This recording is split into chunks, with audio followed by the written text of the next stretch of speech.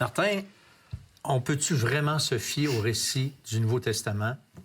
Je te pose la question, mais je le sais qu'on peut se fier, mais j'aimerais ça qu'on partage ensemble des raisons. Oui.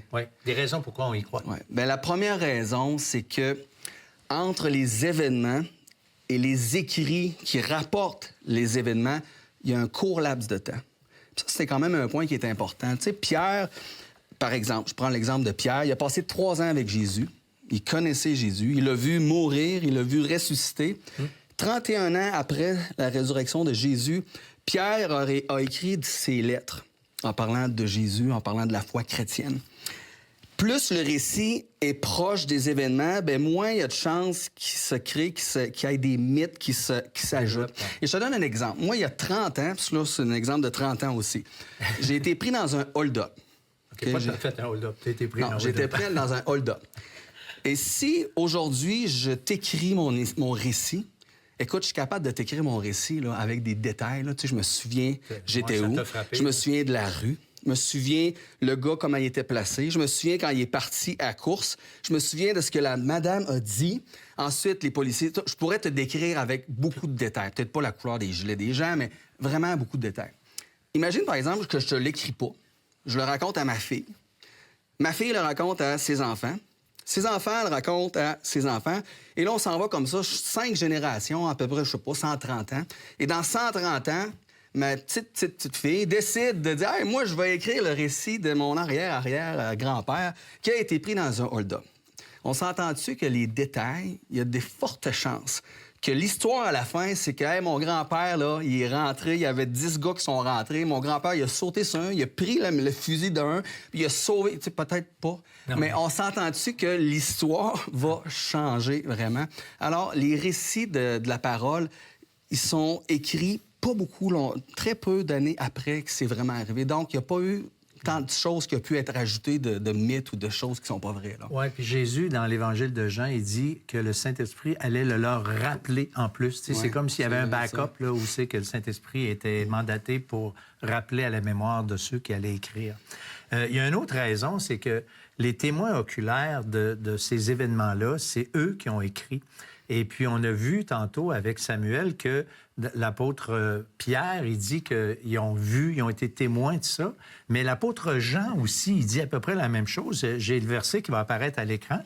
Il dit ceci dans la première épître de Jean, chapitre 1, versets 1 à 3. « Ce qui était dès le commencement, ce que nous avons entendu, ce que nous avons vu de nos yeux, ce que nous avons contemplé et que nos mains ont touché concernant la parole de vie, etc., etc. » Alors... Ça élimine le jeu du téléphone, que des fois, on se fait dire « Ouais, mais là, ça a été répété, puis c'est... » C'est plus du... Il semble que c'est « j'ai vu, je suis témoin ». Ça, c'est vraiment majeur.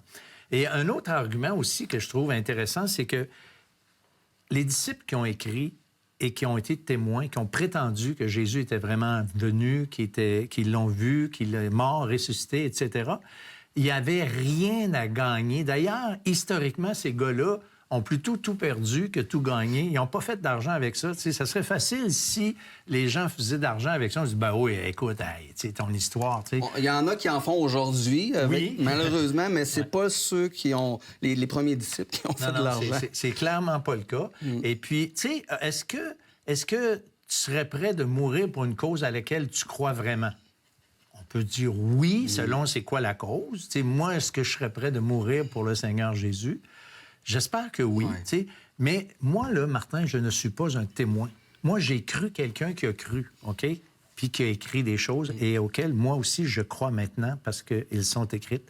Mais imagine maintenant quelqu'un qui serait témoin, mais en fait, qui ne serait pas un témoin, qui dirait « Moi, j'ai été témoin de ça » et qui serait prêt de mourir pour une cause qui sait être fausse.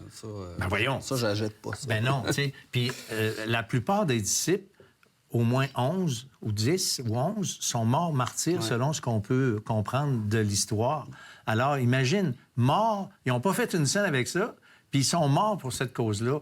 Alors, il me semble clairement que c'est des témoins crédibles.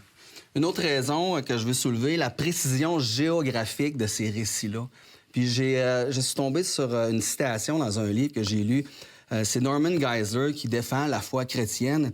Puis il dit ceci: « Il parle de Luc, qui a écrit Luc, l'Évangile de Luc et les Actes des Apôtres. Il dit ceci: « Luc a été établi comme étant un historien scrupuleusement précis.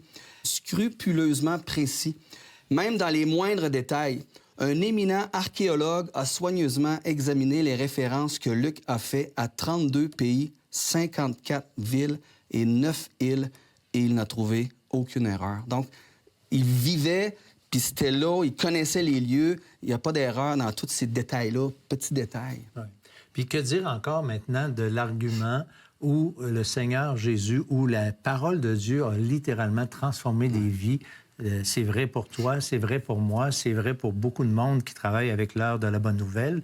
Et ça pourrait être vrai pour vous parce que l'autorité de la Bible, moi, quand mon expérience personnelle, c'est quand on me montrait des textes bibliques, quand j'ai entendu l'Évangile, j'avais pas à l'époque des raisons de croire que c'était vrai, mais c'est comme si ça s'imposait à moi. Tu sais, je savais que c'était vrai, même si honnêtement, ça me dérangeait.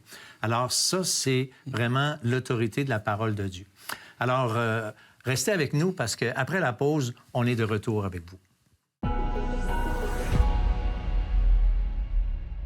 Je pense que vous comprenez notre désir à l'heure de la bonne nouvelle, que vous puissiez croire à la parole de Dieu. Parce que finalement, chacun d'entre nous, on a une opinion sur Jésus, on a une opinion sur la Bible.